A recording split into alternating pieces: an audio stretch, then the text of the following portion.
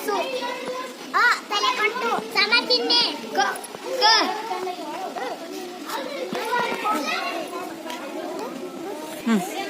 ಕೂಡಿಸು.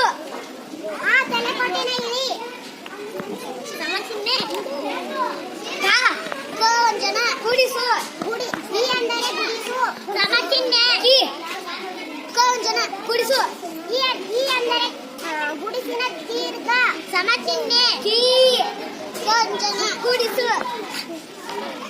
ಹೂ ಅಂದರೆ ಕೊಂಬು ಸಮ ಚಿಹ್ನೆ ಹೂ ಕೊಂಜನ ಕೂಡಿಸು.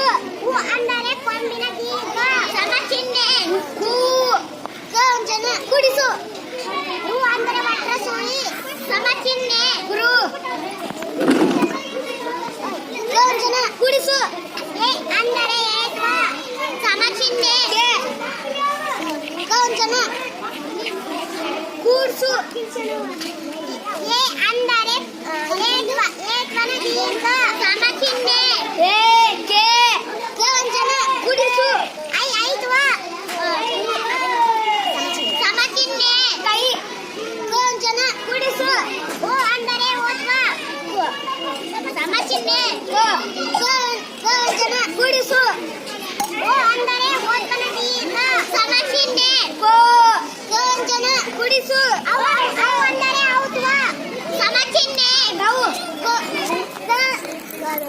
ಕೊಂಜನ ಕೂಡಿಸು. ಅಮ್ಮಂದರೆ